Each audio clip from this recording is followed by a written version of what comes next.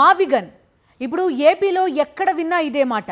రాజధాని విషయంలో వైఎస్ జగన్ సూచించిన ప్రాంతంపై ప్రతి ఇంటా చర్చ జరుగుతోంది. మచిలీపట్నం, విజయవాడ, గుంటూరులోనే కాదు రాష్ట్రం అంతటా ఇదే చర్చ. అసలు అతి తక్కువ ఖర్చుకే రాజధాని నిర్మాణం పూర్తి చేసుకునే అవకాశం ఉన్నప్పుడు చంద్రబాబు అమరావతిపైనే ఎందుకు మొగ్గు చూపుతున్నారు అనే ప్రశ్న బలంగా వినిపిస్తోంది. రాజధాని అనేది ప్రభుత్వానికి ఆదాయ వనరుగా ఉండాలే కానీ గుదిబండగా మారకూడదు. గుదిబండగా కాకుండా ఉండాలంటే రాజధాని ప్రాంతంలో ఆదాయ వనరులు ఉంటే త్వరగా ఆ ప్రాంతం అభివృద్ధి చెందుతుంది. ముంబై, చెన్నై, కోల్కతా వంటి ప్రాంతాలన్నీ పోర్టు సిటీలుగా ఎదిగాయి. రాజధానులుగాను అవి రాణిస్తున్నాయి. ఐటీ ఎక్కువగా ఉన్న బెంగుళూరు, ఢిల్లీ లాంటి నగరాలు ఎదిగాయి. ఎకనామికల్ గా చూసినప్పుడు కనీసం ఏదో ఒక గ్రోత్ ఇంజిన్ అనేది ఉన్నప్పుడు ఏ రాజధాని అయినా త్వరగా ఎదుగుతుంది. కానీ అమరావతిలో ఏముంది? అక్కడ పెట్టుబడులు పెట్టడమే తప్ప ప్రభుత్వానికి వచ్చే ఆదాయమే లేదు, ఉండదు కూడా. రైతుల నుంచి భూములు తీసుకొని వారిని రోడ్డున పడేసి అమరావతిలో పెద్ద పెద్ద బిల్డింగ్లు కడుతున్నామని చంద్రబాబు చెబుతున్నారు. ఇందుకోసం 2 లక్షల కోట్ల రూపాయలు అవసరమని ప్రాథమికంగా అంచనా వేశారు. నిర్మాణాలు పూర్తయ్యేసరికి ఇంకెన్ని లక్షల కోట్లకు అది చేరుతుందో ఎవరికీ అంతుపట్టడం లేదు. ఇలాంటి ప్రత్యేక పరిస్థితుల్లో రాష్ట్ర అభివృద్ధిని ఆకాంక్షిస్తూ మాజీ ముఖ్యమంత్రి వైఎస్ జగన్మోహన్ రెడ్డి మావిగన్ పేరు సూచించారు. మచిలీపట్నం, విజయవాడ, గుంటూరులను కలుపుతూ మావిగన్ ది గ్రోత్ ఇంజన్ అని అన్నారు. ఆ పేరు వినటానికి బాగాలేదనుకుంటే ఇంకేదైనా పేరు పెట్టుకోమని కూడా చంద్రబాబుకు జగన్ సూచించారు.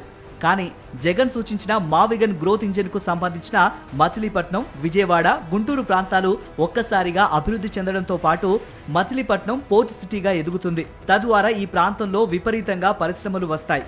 ఇప్పటికే నేషనల్ హైవేలు కూడా ఉన్నందున ఇంకొంచెం అభివృద్ధి చేస్తే మావిగన్ ప్రాంతం రాజధానిగా చాలా త్వరగా అభివృద్ధి జరుగుతుంది. అందుకోసమే వైఎస్ జగన్ అనేక రకాలుగా ఆలోచించి ఈ ప్రాంతాన్ని రాజధానిగా ప్రకటిస్తే బాగుంటుందని సూచించారు. ఇప్పుడు రాష్ట్ర వ్యాప్తంగా కూడా ఇదే చర్చ జరుగుతోంది. జగన్ ఆలోచన చాలా బాగుందని మేధావులు, ఆర్థికవేత్తలు సైతం అభినందిస్తున్నారు. మచిలీపట్నం, విజయవాడ, గుంటూరు నగరాలను కలుపుతూ 110 కిలోమీటర్ల కారిడార్ను రాజధాని ప్రాంతంగా ప్రకటించి చంద్రబాబు చెబుతున్న దానిలో కేవలం 10% పెట్టుబడి పెట్టి అభివృద్ధి చేస్తే చెన్నై, బెంగుళూరు, హైదరాబాద్లను తలదన్నే రీతిలో స్వల్ప కాలంలోనే మహానగరంగా అభివృద్ధి చెందుతుందని ఆర్థికవేత్తలు, రాజకీయ, సామాజిక విశ్లేషకులు అభిప్రాయపడుతున్నారు. పోర్ట్, రహదారులు, విమానాశ్రయం ఈ 3 మావిగన్ ప్రాంతానికి కీలకం. వాటితో పాటు ఈ ప్రాంతంలో కృష్ణానదీ జలాలు పుష్కలంగా అందుబాటులో ఉన్నాయి.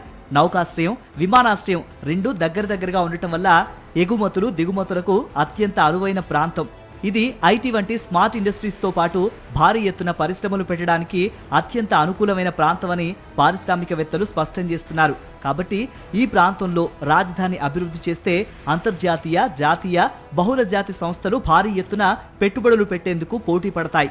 చెన్నై సమీపంలో పోర్ట్, విమానాశ్రయం ఉండటం, ముంబైకి సమీపంలో పోర్ట్, విమానాశ్రయం ఉండటం వల్లే భారీ ఎత్తున పెట్టుబడులు తరలి రావడంతో ఆ నగరాలు స్వల్పకాలంలోనే మహానగరాలుగా రూపాంతరం చెందాయి.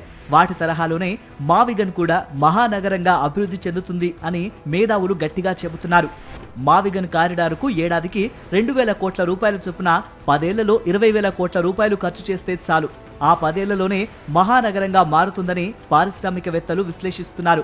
మరి ఇంత అవకాశం ఉంది కాబట్టే మావిగన్ పేరుతో వైఎస్ జగన్ ఎంతో ఆచరణాత్మకమైన సూచన చేశారు. 2 లక్షల కోట్ల రూపాయలు అప్పులు చేసి రాజధాని నిర్మాణం చేసే కంటే అందులో నుంచి కేవలం 10% నిధుల్ని ఖర్చు చేసిన మావిగన్ అనే గ్రోత్ ఇంజన్ తయారవుతుందని ఆయన అంటున్నారు.